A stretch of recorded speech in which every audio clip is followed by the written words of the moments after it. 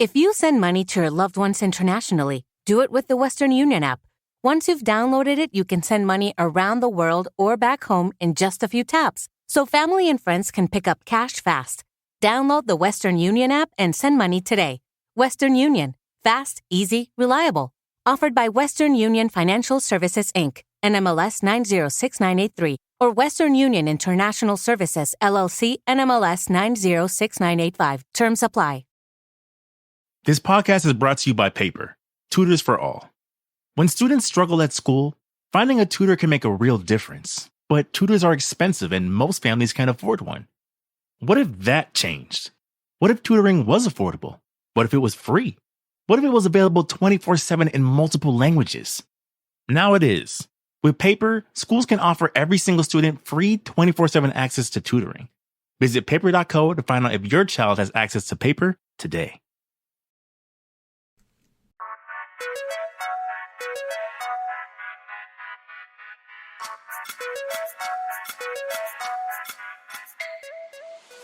Welcome to the Hypothalamic Amenorrhea podcast. I'm Danny Sheriff, your host, certified fertility awareness practitioner, functional nutrition counselor, and founder of the HA Society, and of course, an HA recovery coach who has walked where you currently are walking. This is the place to come if you care about getting your period regularly. This podcast aims to educate, inform, and keep you motivated on your period and HA recovery track. So let's dive in. But last thing, nothing on the show should be taken as medical advice, so please seek the advice of your physician.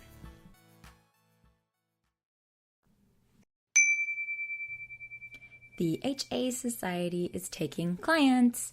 Coach Ashley and I work one-on-one with HAers, as we call you, to help you figure out a plan and, of course, implement it and stay accountable.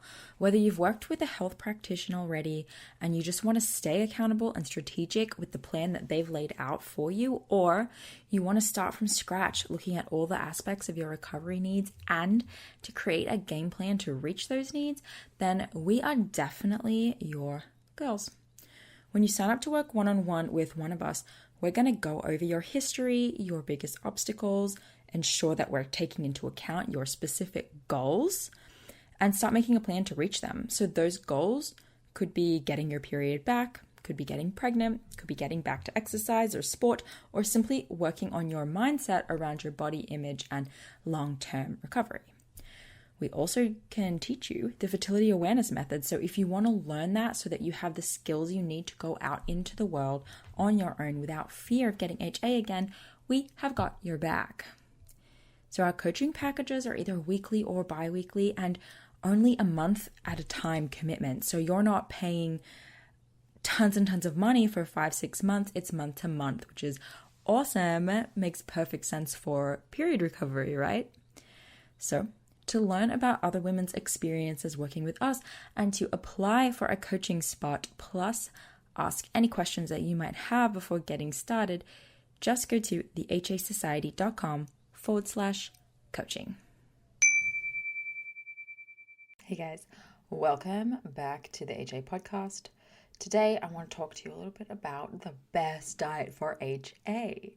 So, a little bit of a clickbait title there, but there are some fundamental principles that are worth following, that are worth considering. I want to talk to you about the different ways that people can and do approach HA recovery in terms of a diet / what to eat perspective. And if you're wondering what the best way to eat for HA is, the short answer is this. It's in abundance, right? That's the very best way. HA is the absence of women's menstrual cycle due to undereating, overexercising, and stress, usually for 3 or more months.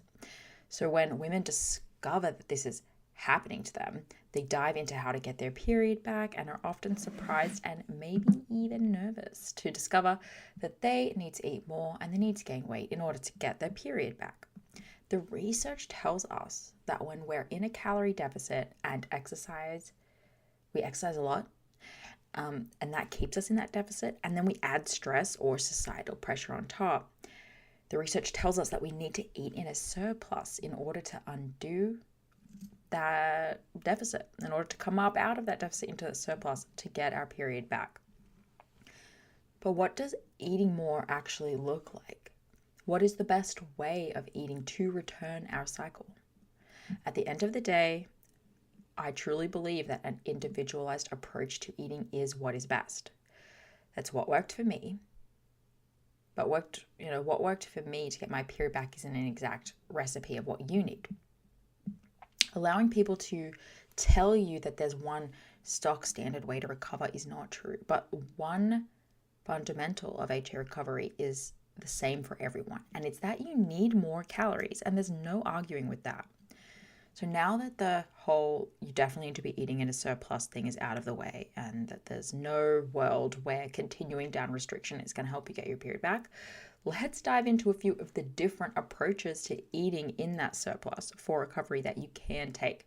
And this is going to allow you to make the decision for yourself, because nutrition is personal.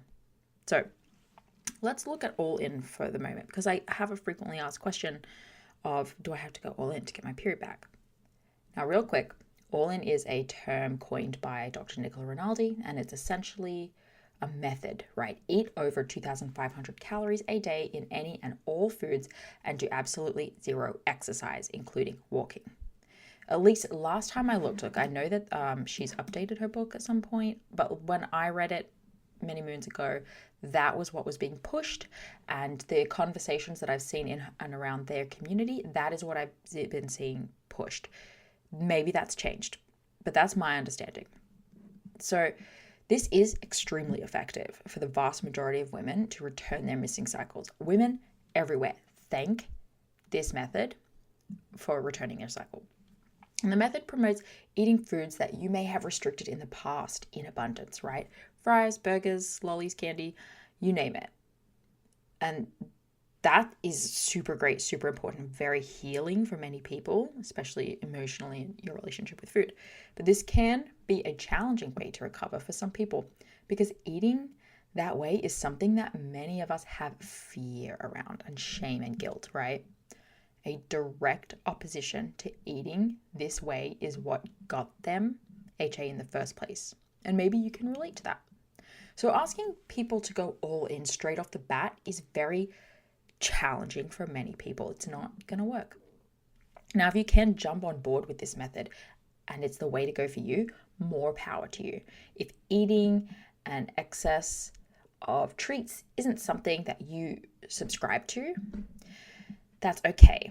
There are other ways to eat to recover. It's all good. As someone who helps women optimize their cycles and get pregnant and feel great, I also don't 100% subscribe to that method, but I definitely take the fundamentals of eating in abundance and resting as a guiding principle. There's an element of this that we're all going to have to do. One thing I want to note though is that recovery is a time to test your hang-ups around food and work towards developing a new, more sustainable relationship with food. So if you're a clean eater who has a lot of distress when it comes to eating processed foods, for example, that mental strain might be holding you back from recovery. So we need to get you eating some of these fear foods as well. And that's really where a lot of the benefit from the all-in method actually comes from, for sure. So the way that I like to approach it, like I just said, is taking those fundamentals but creating a bit more of an individualized approach, right? So a whole foods approach is the other option that some people consider. This is definitely more of my style. I personally believe that a whole food approach to HA recovery is the best way. I define whole food as a minimally processed, grown, and harvested foods. I don't consider eating an abundance of fast food or candy as eating a whole food diet. Although it is totally reasonable and encouraged to eat those things from time to time, even daily. If you want to eat those things daily, boom, do it, love it. I'm pumped about it, truthfully. But I do believe that the most effective way to not just get your period back, but have it be optimal and healthy, and have your anxiety feel low and have your self-esteem feeling good, is to take a whole food approach as per the definition that I just said. And the vast majority of your meals should have nutrition in them. That is all I'm saying here. That's the main thing I'm saying, right? We can combine the evidence found in the all-in method of recovery, right? Which is essentially a survey / meta-analysis of studies that have shown us that eating 2,500 calories and including processed foods is going to get you your period back. We can take all of that combined evidence and use a whole food approach to ensure that you're eating enough micronutrients, right? Vitamins and minerals, and getting the macronutrients, the carbs, proteins, and fats that you need to function. Research shows us that protein is important for healthy menstrual cycles. When I work with clients, I often find that they struggle to optimize their cycles immediately after getting their first period. And the most common culprits are going to be delayed ovulation, missed ovulation, short luteal phases, and that's the second half of your cycle. And so if you're hoping to get pregnant after recovery, well, you need all of those things to be in check before that can happen. Just getting your period is not enough. Delayed ovulation, frankly, remains an issue with stress and undereating. While short luteal phases are often related to stress, elevated cortisol levels, which is stress, and undereating protein. Focusing on processed foods is a surefire way to undereat protein, so consider eating more quality protein like grass-fed beef, pasture-raised chicken and pork, and game meat over eating more like shakes and fries. If you're a vegetarian, do your best to get whole food sources of protein like tofu or a high quality blended vegan protein powder. You can check out our vegetarian episode on the HA podcast, and I have a YouTube video podcast episode coming out. Don't think it's out right now, but coming out about protein, and I talk about animals and the best way to get vegan protein sources, but getting it from a blended vegan protein powder is best, so you have a more diverse range of the essential amino acids and non-essential amino acids that are required for sufficient protein intake. Okay, let's talk about restrictive elimination diets. How effective is removing and adding food groups for HA? So every now and then, with a client, we will play with food groups, and this is something I did with myself as well. We usually visit food groups when we've been working on recovery for over 3 to 6 months with little to no signs of recovery, or if we have a recovered period but the cycle it's not optimal yet. And we track this using the fertility awareness method. We can see that their period's not optimal yet. What's going on? So for example, although dairy and carbs are great, sometimes we can weed out an inflammatory response by temporarily removing them from the diet. Another example is that often my clients are under eating protein, so we up it to 1 gram per pound of body weight, and we do our best to hit that daily without tracking. We use methods like a plate method, or I look at their current way of eating and provide tips to help them eat more protein. And a good example would just be adding more of a certain food group in general, like animal products.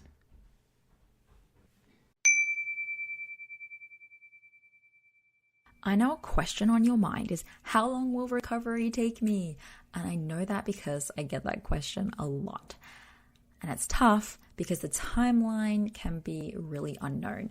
And look, I can't give you a magic answer that's 100% accurate. But what I can do is ask you a whole lot of questions to understand things like what your lifestyle is, where your mindset's at, what have you already tried, what are you willing to try and not willing to try, and a lot more questions like that to determine a general range that you could expect. So I created a quiz to help get that answer to you because I was asking these types of questions to girls all the time. So I thought I'd make a quiz. And it's called How Long Might It Take to Get My Period Back? The quiz. So once you go through it and you answer the questions, it will give you not just a time range, but a quick description of how you might be feeling to help you connect with that answer and see, make sure it yes, like this fits, this feels good for me. And don't worry, these ranges don't have to be set in stone at all. The goal is to allow you to look at the range that came based on your answers and decide, do I want to do this or do I want to speed this up? So once you get your range, you'll also get a few emails from me that week with some important tips that are specific to you to help you work through some of the roadblocks that could be slowing you down and in turn speed up your recovery time frame. So take the quiz now. Just head to quiz.thehasociety.com or find the link in the show notes and let's do this. That's quiz.thehasociety.com. So if I've been working with you for like 3 to 6 months and we've had 0 signs of progress, which is uncommon, but that's a big sign that it could be time to try playing with food groups. Or if you're making progress but other things are getting worse, like you're feeling intense cramps, acne flare-ups, etc. So remember that when we go into playing with food groups and removing things and adding things in, that all of this is temporary. And you should be tracking your progress and making changes as you go if you're working on recovery by yourself instead of with a coach. And tracking progress can look a million different ways. I have an episode all about how to track progress, so you can go find that. But you should be doing that just to make sure that you are, not hammering yourself on this method that's not working and just like letting your biases about this should work. I've seen this work for other people. I want this to work. Not letting that stop you from trying the next thing. So if you need help with this process, you could actually try using my period recovery game planner. This planner, it walks you through how to figure out your nutrition plan. So that's your exercise, mindset, and stress management, as well as your food and the different nutrients that you're intaking. Helps you figure out all of that stuff for recovery, and then it helps you revisit the nutrition plan a few weeks and or months later to ensure that you're moving forward and not just getting stuck in a plan that isn't working. So that's a tool that you can try. I'll put it in the show notes, or you can just go to thehasociety.com/store and you'll find the period recovery game planner. So okay, next one. Let's talk about how effective focusing on supplementation versus just focusing on diet is. So in my experience, in both practice and with myself, with clients, focusing on just supplementation and not the whole diet is not effective. You cannot out-supplement your amenorrhea. Supplements are great, but without consistent caloric surplus and without enough actual nutrition from actual food, supplements are not going to get you anywhere. Supplements are often taken in the hope that they will be able to replace whatever nutritional imbalance you may be experiencing, but this is not true, simply not true. They are called supplements because they are just that. They supplement, supplementation along with real nutrition. So now I talk about the supplement regime I underwent with my nutritional therapy practitioner in like a article and a YouTube video that I have from like last year or 2 years ago, because coaches need coaches too. And you can check out what supplements may be in your future if you end up working with a professional. But I do stress in that article that supplementation should be individualized and should be individualized for you, and it should be paired with good nutrition. And now I will also say that there is such thing as whole food supplementation, and this everyone can consider.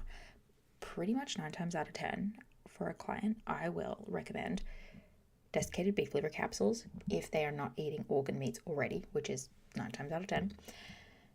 Organ meats are fire. They are the king. And I just straight beef liver, desiccated beef liver capsules. I recommend that. And I like the brand Grassland Nutrition. And if you can buy straight from their website, they deliver to most countries. And I even got a discount code from them because I recommend them to everyone. And I reached out to them and I was like, look, this is what I do. I believe in beef liver beyond reasonable expectations. I recommend your product to everyone. Give me a discount code. So HA Society, just HA Society, will give you 10% off your first order. That's Grassland Nutrition. Google it. So how effective is focusing on just exercise? Oh my gosh, sorry guys. I had other supplementation recommendations. So beef liver, 1.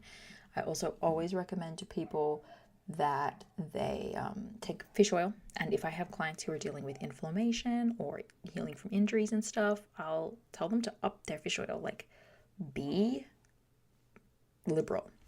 If I have a client who is struggling with sleep and we want to get them on top of sleep, I mean, this isn't a whole food supplementation, but I do, recommend let's do melatonin or let's do magnesium to help with sleep and stress. And then I also recommend whole foods with iodine in it. And so this is interesting. Either the beef liver I take from Grassland Nutrition, they have a blend that also has kelp in it. And kelp is a natural source of iodine. So I actually take that every day. So you could try that, or I'll recommend that people literally eat like seaweed snacks. So you can get those from Costco, all kinds of shops. Eat sushi with the seaweed wrap. That is a great natural source of iodine. So I tend to recommend people add that in. Is there anything else I can think of off the bat?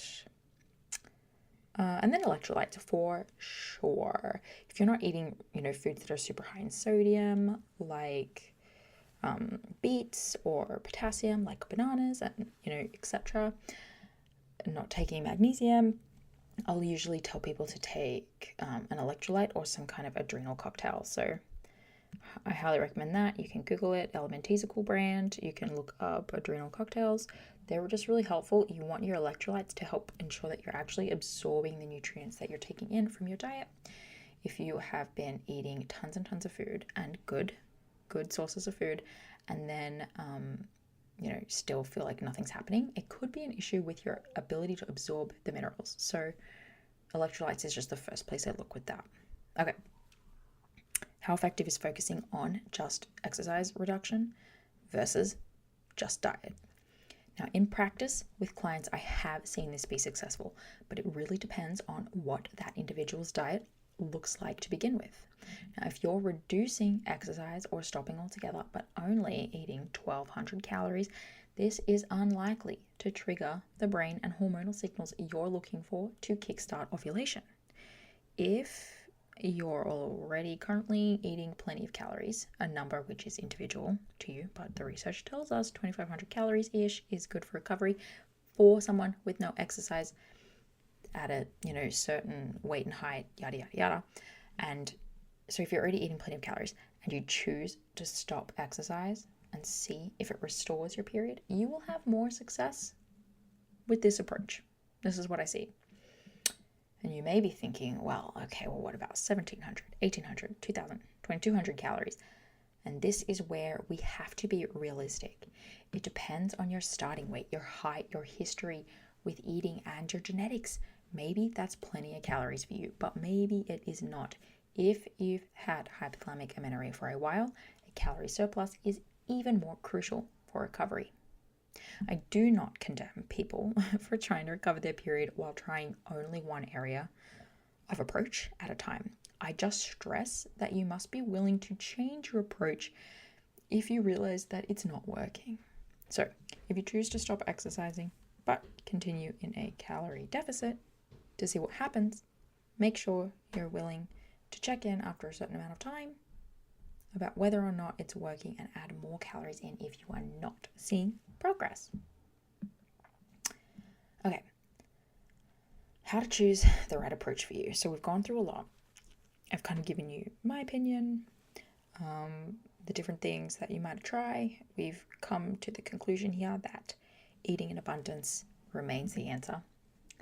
But choosing your personal approach to recovery comes down to what you are willing to do and where you are willing to start. So what if you start today? Isn't got like let me start that again. If you start today, what is not going to be considered overreaching and cause you to quit shortly after? That's the number one thing. What are you going to be able to do and sustain? Where are you willing to start, and what areas are you willing to track progress on and keep making changes in the right direction over time? So of course, keep in mind that the less you're willing to do, the slower recovery is for you, and a large part of your recovery relies on courage and bravery. Just mix that with realism. How can you strike a balance between determination and slow and steady progress? Do not get me wrong, many women are ready to go full on, all in method and do all of the things, or eat all of the things and do none of the exercise from the get-go. And you may be that person too, so great. And if you're not, and you're stuck with where to start with recovery and with nutrition, I do have a few recommendations for you.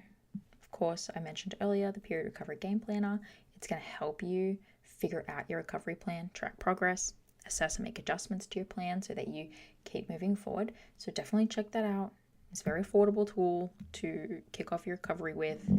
You can try that before enlisting a coach or anything like that, and just helps you with that do-it-yourself approach. Then we have the HA Society, y'all. If you are not in the HA Society yet, I don't know what is going on. This is a community for women going through recovery together. We have weekly community coaching calls, an entire resource library, and personal coaching advice in the DMs from myself. This is a perfect place to start with a group of women who get it, who understand. So go to thehasociety.com/join and get on the wait list for that. Everyone gets an invite eventually. We just invite people in small cohorts at one time just to make sure everyone gets all of the care they need. So head there, jump on the wait list. We'll invite you within a few weeks, I'm sure. Check it out. And then the last option is to work with one of us as a recovery coach. So I have a team of coaches. We're all fully aligned. We're all totally badass. We'll help you build a plan to recover, but also be a guide and shoulder to lean on through the challenges. This is something that we specialize in. So I highly recommend that you visit our one-on-one coaching page at thehasociety.com/coaching and fill out the submission form. Book a discovery call with me if they're open at the time of you listening to this. Yeah. That's it, guys. If you loved this, head to Instagram at the HA Society, the HA Podcast, and let me know, or at Danny Sheriff, and let me know. I love hearing your feedback, what else you want to listen to, and I'll see you guys next week. Thank you so much for listening today, guys. Please subscribe to the podcast, and if you could head to iTunes specifically and leave a rating or review, that would help so much because it makes it easier for other people with HA who are Googling around to find the podcast really easily. So if you do that, you're doing a service to all of the women. In the time it takes you to listen to this ad, almost 3 million gallons of water will have flowed over the deck at Niagara Falls. And when that deck needs to be protected from all that water, it's sealed with America's recognized brand in water protection, Thompson's Water Seal. Oh look, another 100,000 gallons. Weather protected, water sealed. Thompson's Water Seal. Trust the seal. Available at a retailer near you.